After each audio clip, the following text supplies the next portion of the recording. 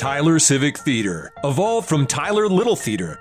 Formed in 1927, stage productions were performed on a speakers platform at Tyler High School and on the stage at the Women's Building on South Broadway. In 1939, the Little Theatre erected its own building at the corner of Houston and Glenwood Streets. During World War II, performances were discontinued and the building sold with proceeds held in trust by the city of Tyler. But Tyler's love of local theater never waned, and when its men returned from war, they brought new ideas and enthusiasm.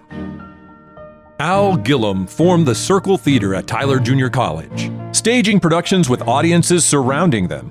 The shows proved so popular that a group of Tyler citizens rallied to revive its own city theater, and in 1949, Tyler Civic Theatre was born.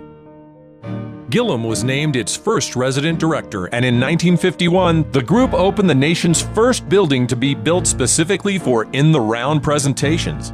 For 3 decades, the Tyler Civic Theatre grew and continued to thrill the community with quality and creativity.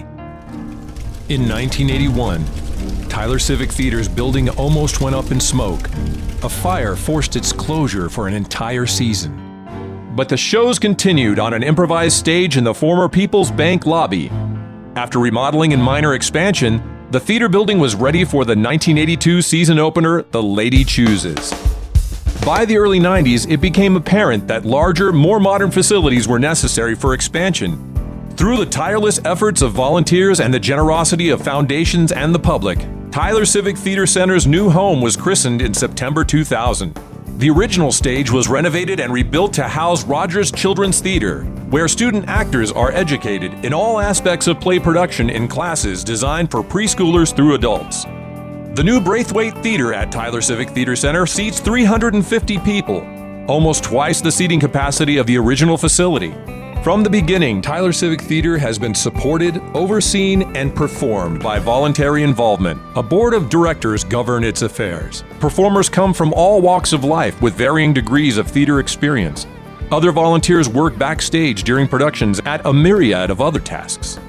Al Gillum continued as resident director until his death in 1988.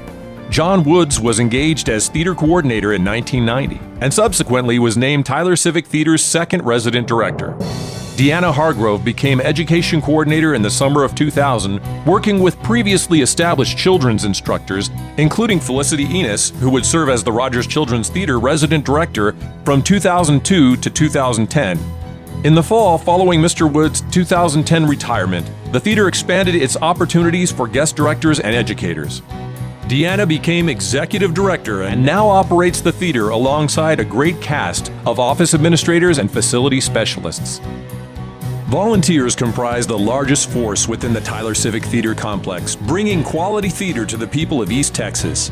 They work on stage, backstage, most often offstage, for 12 months a year to present entertainment and education in theater arts. In previous years, the slogan for the Tyler Civic has been, "We act on your behalf."